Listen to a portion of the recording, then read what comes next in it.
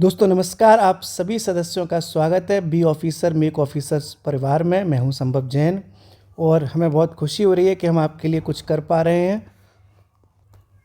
और आपने हमारी शॉर्ट ट्रिक वाली वीडियो भी देखी होगी दोस्तों। इसी तरह से हम हफ्ते में 2 दिन शॉर्ट ट्रिक दिया करेंगे। और आज दोस्तों हम आपका कॉन्सेप्ट वाली वीडियो लेके आए हैं। ये वीडियो भी 2 दिन आएगी हफ्ते में, जिसका नाम दोस्तों कट ऑफ क्रैकर रखा था हमने। तो दोस्तों आज हम शुरू कर रहे हैं। और आप चाहें दोस्तों तो हमारा टेलीग्राम चैनल भी ज्वाइन कर सकते हैं। डिस्क्रिप्शन में लिंक है, जहां आपको पीडीएफ भी मिल जाएंगी। तो दोस्तों आज हम जो टॉपिक लेके आए हैं बहुत मोस्ट इम्पॉर्टेंट टॉपिक है पॉलिटी का, जहाँ से क्वेश्चन आते हैं लेकिन आप कन्फ्यूज़न की वजह से गलत कर देते हैं। तो जो पहला टॉपिक है दोस्तों, सारे जो प्रस्ताव होते हैं, जो मोशंस होते हैं ना, इंग्लिश में मोशन कहते हैं इसको। तो कौन कौन से होते हैं और मेन जो जितने भी मोशंस यानी प्रस्ताव हैं उन पर हम आपको जल्दी से समझाने के लिए शुरू करते हैं। तो दोस्तों पहला जो मोशन होता है वो होता है विश्वास प्रस्ताव। इसको इंग्लिश में कहते हैं कॉन्फिडेंस मोशन। क्या होता है? विश्वास प्रस्ताव। तो दोस्तों जो ये हमारा संसद चलता है वहाँ पर लोकसभा होती है, राज्यसभा होती है। कौन सी होती है? एक होती है लोकसभा, एक होती है राज्यसभा, है ना। इसी लोकसभा राज्यसभा में कई तरह के प्रस्ताव आते हैं।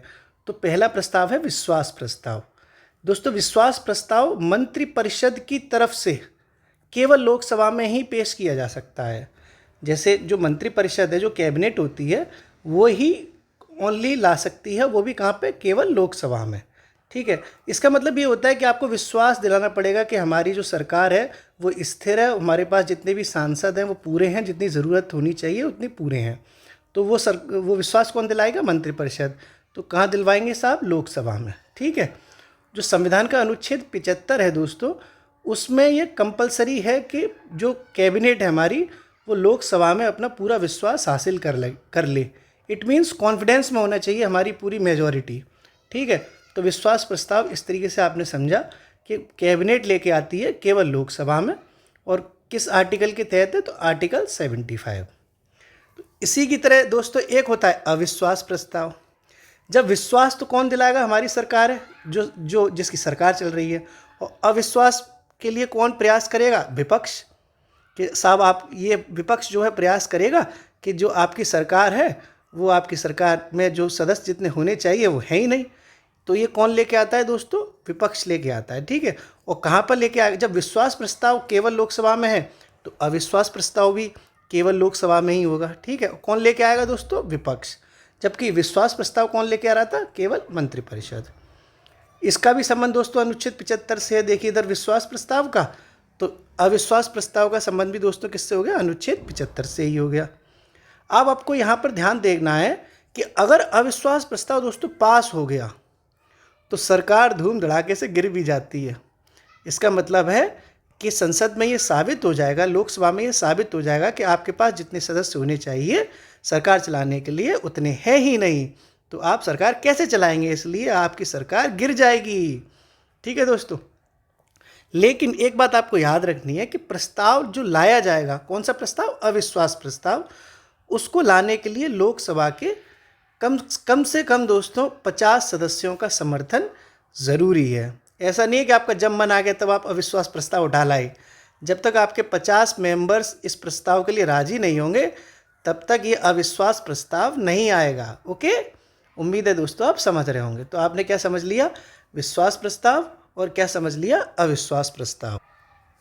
अब दोस्तों हम आगे बढ़ते हैं। एक प्रस्ताव होता है निंदा प्रस्ताव, एक होता है विशेषाधिकार। तो पहले हम बात करते हैं दोस्तों निंदा प्रस्ताव की। ठीक है। इसको इंग्लिश में कहते हैं CENSURE, सेंस्योर कहते हैं, सेंसर कहते हैं। पता नहीं इसका क्या प्रोनाउंसिएशन होता है, मुझे आइडिया नहीं है। जो भी हो आप भाई, स्पेलिंग ये लिख दी है मैंने थोड़ा इंग्लिश अपनी थोड़ी सी ऐसी है, हल्की फुल्की। ठीक है दोस्तों। चलिए, ये भी जो निंदा प्रस्ताव है ये भी किस में आएगा दोस्तों? केवल लोकसभा में। ओके। तो अभी तक हमने जितने तीनों पढ़े, एक पढ़ लिया विश्वास, एक पढ़ लिया अविश्वास और एक पढ़ लिया हमने निंदा। तो यानी विश्वास, अविश्वास, निंदा, ये तीनों के तीनों केवल लोकसभा में आ सकते हैं। ठीक है। राज्यसभा में इनको नहीं लाया जा सकता। अब दोस्तों निंदा कौन करेगा? सरकार की निंदा कौन करता है? विपक्ष। तो यानी ये जो निंदा से ही आप क्लियर समझ गए होंगे कि जब सरकार की निंदा करनी है तो कौन लेके आएगा? विपक्ष। तो यानी विपक्ष के द्वारा ही निंदा प्रस्ताव लाया जाता है। और कहाँ लाया जाता है? केवल लोकसभा में। तो दोस्तों एक बात आप याद रखें कि जब लोकसभा में इसे स्वीकार किया जाता है तो उसको कारण बताना अनिवार्य है कि निंदा प्रस्ताव आपका स्वीकार किया जा रहा है, इसका रीज़न बताना पड़ेगा। किसको बताना पड़ेगा दोस्तों? लोकसभा के जो अध्यक्ष साहब हैं उनको ये बात बतानी पड़ेगी। ठीक है, याद रखना कि हम क्यों आपका ये निंदा प्रस्ताव स्वीकार कर रहे हैं। ठीक है दोस्तों, अब आगे बढ़ते हैं। अब क्या हुआ?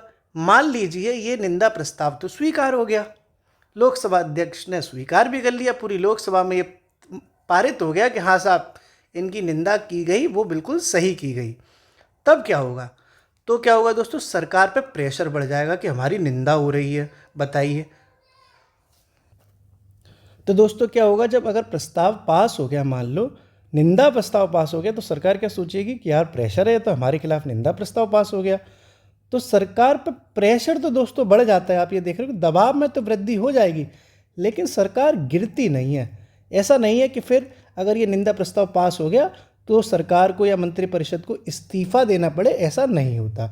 जबकि दोस्तों आपने देखा था कि अगर अविश्वास प्रस्ताव पास हो जाता है तो सरकार धूम धड़ाके से गिर भी जाती है, धां ऐसे गिर जाएगी। ठीक है, लेकिन अगर निंदा प्रस्ताव पास हो गया तो सरकार धां से नहीं गिरती है। ठीक है, तो आप इन दोनों में अंतर समझ पाए होंगे। एक होता है दोस्तों विशेषाधिकार प्रस्ताव, इसको इंग्लिश में कहते हैं प्रिविलेज। ये प्रोनाउंस मैं कर लेता हूँ, है ना, इसका नहीं कर पाता, शायद सेंस्योरी हो सकता है कहते हो, सेंसर कहते हो, जो भी हो। तो दोस्तों एक होता है विशेषाधिकार प्रस्ताव। ये क्या है? अब अलग से ही समझ में आ रहा है कि विशेषाधिकार किनके होते हैं दोस्तों? सांसदों के। जितने एमपीज़ होते हैं उन सबके अपने अपने विशेषाधिकार है ना।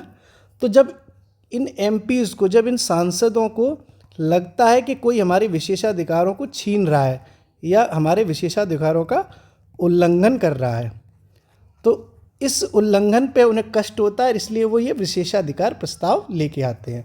यानी किसी मंत्री द्वारा, कोई मिनिस्टर है मान लो, उस मिनिस्टर द्वारा किसी भी सांसद के विशेषाधिकारों का हनन किया जाता है, उल्लंघन किया जाता है, तो वो सांसद विशेषाधिकार प्रस्ताव ले आता है।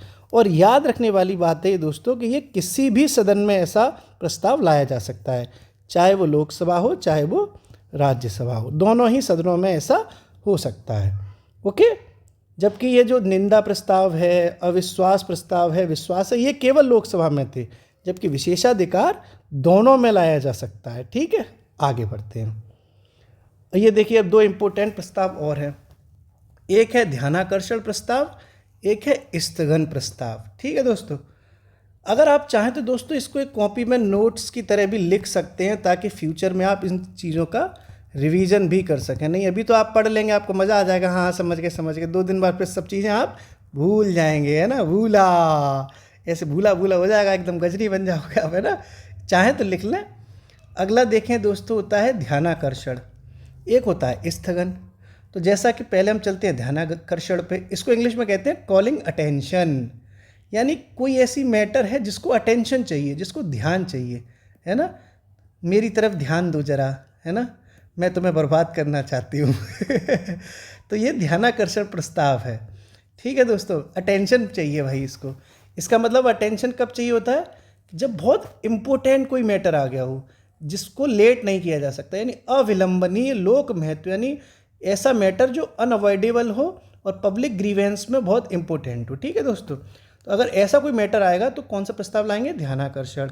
और पर ये वो जो प्रस्ताव अगर लाया जा रहा है तो वो तभी लाया जाएगा जब लोकसभा के स्पीकर या फिर राज्यसभा के जो प्रेसिडेंट साहब हैं, यानी राज्यसभा के जो स्पीकर हैं, सभापति जिसको कहते हैं, उनकी एडवांस में परमिशन मिल जाए तभी, यानी अग्रिम अनुमति मिल जाए तभी। तो यानी दोनों की अग्रिम अनुमति चाहिए। इसका मतलब है कि ये वाला प्रस्ताव दोस्तों दोनों ही सदनों में आएगा। कौन सा? ध्यानाकर्षण प्रस्ताव। ठीक है, तो ये वाला जो है क्या होता है, ध्यान की तरफ की कोई मैटर है तो उस पर ध्यान लाने के लिए कि साहब इस मैटर पे आपने क्या प्रतिक्रिया अपनाई। ठीक है, तो इसके लिए प्रस्ताव आ गया। तो इस पर चाहे तो मंत्री या तो तुरंत भाई इसका भाषण के देकर जवाब दे देगा इस मैटर पे, या फिर चाहे तो जब उसकी बाद में टाइम लेके बाद में भी भाषण दे सकता है। कोई ज़रूरी नहीं है, अनिवार्य नहीं है कि तुरंत दे, और कोई ये भी अनिवार्य नहीं है कि बाद में दे। वो चाहे तो तुरंत दे दे, चाहे तो बाद में दे दे। तो ये कौन सा हो गया दोस्तों? ध्यानाकर्षण। और ये वाला कौन सा है, स्थगन प्रस्ताव। इसको इंग्लिश में कहते हैं एडजॉर्नमेंट, एडजर्नमेंट जो भी कहते होंगे ये लिखा हुआ है इतना बड़ा बड़ा। तो ये वाला दोस्तों प्रस्ताव है और ये वाला प्रस्ताव है, ये लगभग सेम है, पर एक अंतर है बस। जो ध्यानाकर्षण प्रस्ताव है वो दोनों सदनों में लाया जा सकता है, जबकि जो स्थगन प्रस्ताव है दोस्तों वो केवल लोकसभा में लाया जा सकता है। ठीक है, याद रखने वाली बात है। जब ध्यानाकर्षण था वो दोनों में था, जो स्थगन है वो केवल लोकसभा में। ठीक है दोस्तों, आपने ये भी देखा कि यहाँ पे भी जब ध्यानाकर्षण ला रहे थे तब भी हम एडवांस में अनुमति ले रहे थे, क्योंकि ये दोनों में था, इसलिए अध्यक्ष और सभापति यानी लोकसभा अध्यक्ष और राज्यसभा सभापति दोनों की एडवांस में परमिशन चाहिए थी। जबकि स्थगन प्रस्ताव केवल लोकसभा में है, इसलिए यहाँ पे वहाँ के पीठासीन अधिकारी की एडवांस में परमिशन चाहिए होगी। तो यानी ये और ये लगभग सेम है, बस इसका अंतर है कि ये जो स्थगन है वो केवल लोकसभा में, जबकि ध्यानाकर्षण दोनों में लाया जा सकता है। लेकिन यहाँ पर एक बात आप ये रखें, ध्यान दें कि ऐसा नहीं है कि इसका जो वो मैटर है वो अलग अलग है, वो दोनों सेम हो सकता है, बस थोड़ी सा ही अंतर है। वो आपको ज़्यादा जानने की ज़रूरत नहीं है, उतना ही लें थाली में कि व्यर्थ न जाए नाली में। जितना परीक्षा की दृष्टि से इम्पोर्टेंट है मैं वो सब बता रहा हूँ, बस इतना ध्यान रखें कि स्थगन प्रस्ताव दोस्तों जो है केवल लोकसभा में लाया जा सकता है, और ये भी अनअवॉइडेबल मैटर के लिए होता है, यानी अविलंबनीय लोक महत्व के लिए। जैसा ये था वैसा ये सेम ही है, कोई अंतर नहीं है इस चीज़ में। तो ये आपने पढ़ लिया दोस्तों स्थगन प्रस्ताव। ठीक है, अगला है धन्यवाद प्रस्ताव। धन्यवाद प्रस्ताव क्या होता है दोस्तों, मोशन ऑफ थैंक्स। हम थैंक यू बोल रहे हैं, कौन थैंक यू बोल रहे हैं, सरकार बोल रही है थैंक यू। और सरकार के जो सबसे बड़े मुखिया होते हैं वो देखने के लिए तो पीएम होते हैं, लेकिन एक्चुअल में ऑफिशियली तो प्रेसिडेंट होते हैं ना। जो राष्ट्रपति साहब हैं वही तो आधिकारिक प्रमुख हैं, प्रधानमंत्री तो वास्तविक प्रमुख हैं, ऑफिशियली तो राष्ट्रपति साहब हैं। तो थैंक यू कौन बोल रहे हैं साहब, राष्ट्रपति। राष्ट्रपति अपना एक लेक्चर देते हैं, उसको हिंदी में कहते हैं अभिभाषण, और इस अभिभाषण में पूरे सरकार की जितनी भी योजनाएं हैं, योजनाओं का वर्णन किया जाता है और बताया जाता है कि हमने क्या क्या काम किया। तो पूरा राष्ट्रपति थैंक यू बोलता है कि हमने इतना काम किया, आप सरकार ने, बहुत अच्छी बात है। और ये जो थैंक यू वाला सिस्टम है वो दोनों सदनों में पहले चर्चा की जाएगी इन पे, और फिर उस पर वोटिंग भी होगी दोस्तों, मतदान भी किया जाएगा। याद रखना, दोनों सदनों में चर्चा होती है और मतदान भी होता है। और याद रखने वाली बात है दोस्तों कि ये अगर जो लेक्चर हमने दिया है ना, वो राष्ट्रपति साहब तो उसकी कठपुतली हैं, वो एक्चुअल में पर्दे के पीछे तैयार कौन कर रहा है, कैबिनेट। कौन कर रहा है, कैबिनेट। जैसे राष्ट्रपति साहब तो बस नाम के हैं कि आप हाँ हमने बोल दिया, लेकिन वो उसके पीठ पीछे जो कौन है काम करता है वो है मंत्रिपरिषद। जैसे दोस्तों क्या होता है, कोई मूवी होती है ना, पिक्चर बनती है जब, तो उस मूवी में हीरो होता है, वो तो एक्टिंग कर रहा है, लेकिन डायरेक्टर उसका जो है वास्तविक भूमिका निभाता है, जो पूरी पिक्चर बनाता है। ऐसे ही क्या है साहब, ये तो मंत्रिपरिषद, ये तो साहब डायरेक्टर, ये है, यही सब तय करेगी। ये तो हीरो है जो पर्दे के सामने दिखते हैं, राष्ट्रपति साहब। ठीक है, कि पर्दे के सामने से ये बोलेंगे, जबकि तैयार कौन करेगा, मंत्रिपरिषद। और याद रखने वाली बात है दोस्तों कि अगर ये पारित नहीं हुआ थैंक यू, तो सरकार फिर धूम धड़ाके से धाएँ से गिर भी जाएगी। यानी थैंक यू जो बोले ना, वो उधर पास भी होना चाहिए। नहीं पता चला कि थैंक यू और अगर पास ही नहीं हुआ तो फिर थैंक यू बोलने का कोई मतलब नहीं है, ये धड़ाम से सरकार गिर जाती है। तो दोस्तों हमने आज 12-13 मिनट में अभी वीडियो हो चुका होगा लगभग, तो हमने कितने इंपॉर्टेंट टॉपिक समझ लिए, विश्वास प्रस्ताव, अविश्वास प्रस्ताव, निंदा प्रस्ताव, विशेषाधिकार प्रस्ताव, ध्यानाकर्षण प्रस्ताव, स्थगन प्रस्ताव और धन्यवाद प्रस्ताव। इस वीडियो को जब आप 2-3 बार देख लोगे, ठीक से 2x पर भी देख लोगे, तो आपको काफ़ी चीज़ें आसान हो जाएंगी। इसलिए आप इसको कई बार भी देख सकते हैं ताकि आप समझ सकें। अब दोस्तों हम बात करते हैं अगले आपके प्रश्न की। ये प्रश्न दोस्तों यूपीएससी में पूछा जा चुका है। आज मुझे उम्मीद है कि आप इस प्रश्न का आसानी से जवाब दे देंगे।